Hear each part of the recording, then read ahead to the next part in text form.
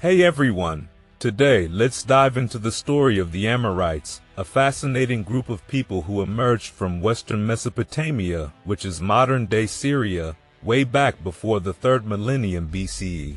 Now, these folks were known by different names depending on where you look: Martu in Sumerian, Amuru in Akkadian, and Amar in Egyptian. They were all called Westerners, or people of the West, which is what the Hebrew name Amorite means too. The Amorites had their own set of gods, with their chief god named Amuru, also known as Belu Sadi, meaning Lord of the Mountains. His wife, Belitzeri, was known as the Lady of the Desert. This kind of tells us they might have come from a mountainous and desert area around Syria, perhaps near Mount Hermon, but honestly, we can't be sure. Their early history is pretty mysterious. We don't even know what they called themselves, and their story really only starts becoming clearer once they settled in cities like Mari, Ebla, and Babylon. But even before that, the Amorites had quite an influence. They are probably best known for their kingdom of Babylonia, especially under the famous king Hammurabi. You know, the guy with the law code. This period, from about 2000 to 1600 BCE, is called the Amorite period, and it's when they made their most noticeable impact on Mesopotamia. But honestly, their influence started way before and lasted long after this time. Originally, the Amorites were seen as nomadic people, constantly on the move and causing trouble for established kingdoms. They were described in some pretty unflattering ways in Babylonian literature, like being dressed in sheepskins, living in tents, not offering sacrifices, and wandering around digging up truffles and eating raw meat. Sounds pretty rough, right? It seems the term Amorite wasn't just for one specific group at first. It might have been used for any nomadic people who disrupted settled communities. Over time, though, it came to describe a specific group with a unique culture based on a nomadic lifestyle, taking what they needed from others and growing stronger as they did. Their increasing power became a real problem during the later years of what's known as the Ur III period, or the Sumerian Renaissance, around 2047 to 1750 BCE. King Shulgi of Ur, a city in Sumer, even built a massive 155-mile-long wall to keep them out. But here's the kicker. The wall wasn't connected to any natural barriers, so the Amorites just walked around it. Classic move, right? These incursions weakened the city of Ur and the entire region of Sumer, making it easy for the neighboring Elamites to invade and finally sack Ur in 1750 BCE. So, the end of Sumerian civilization wasn't just because of the Elamites. The Amorites played a huge role by destabilizing the region and making it ripe for conquest. And the Amorites are said to play a crucial role in the story of the Hebrews, according to some scholars. If we look at the Bible, specifically the book of Genesis, it tells us about a man named Terah who took his family, including his son Abram, later known as Abraham, from the city of Ur to live in the land of Haran. Now some scholars, like Paul Kriwacek, argue that Terah's family wasn't Sumerian.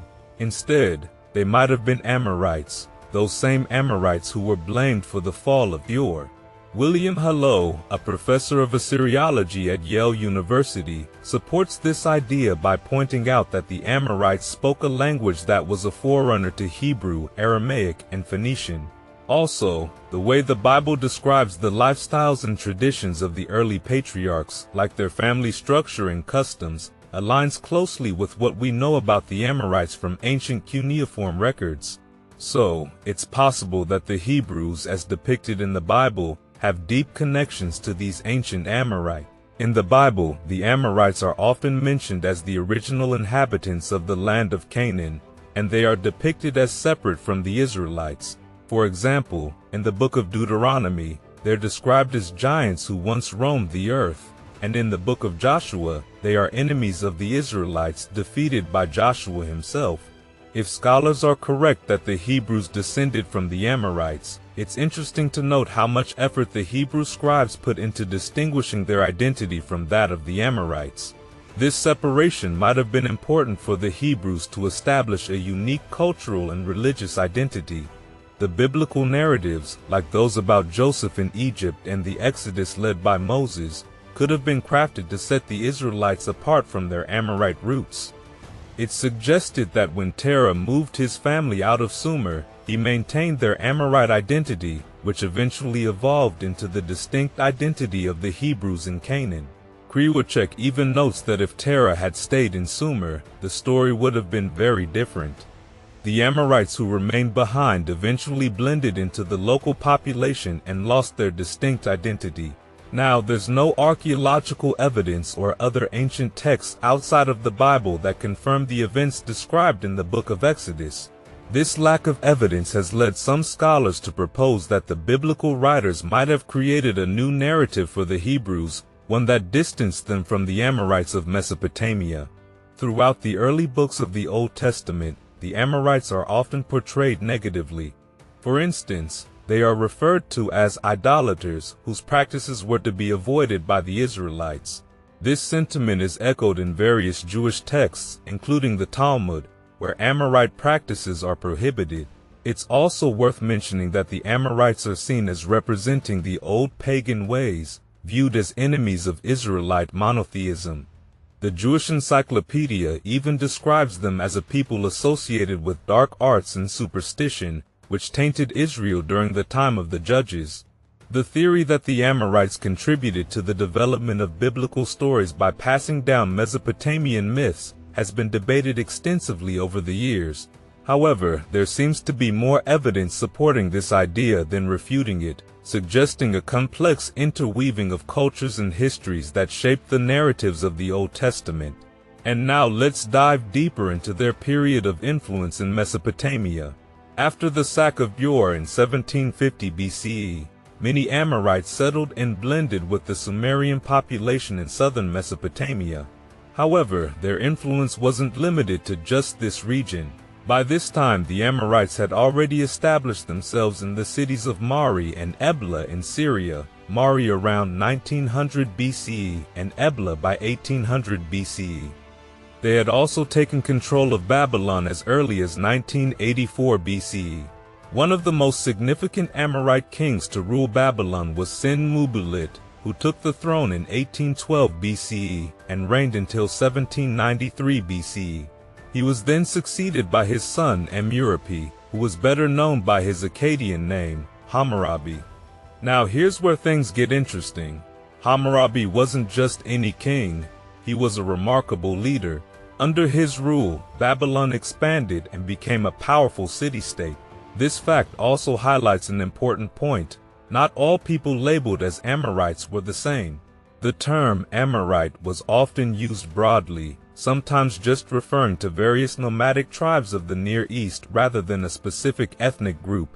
While the Amorites who settled in Babylon seemed to be well regarded, those who continued their nomadic lifestyle were still seen as a source of instability in the region. Unlike the wandering Amorites, the Babylonian Amorites integrated more into local cultures.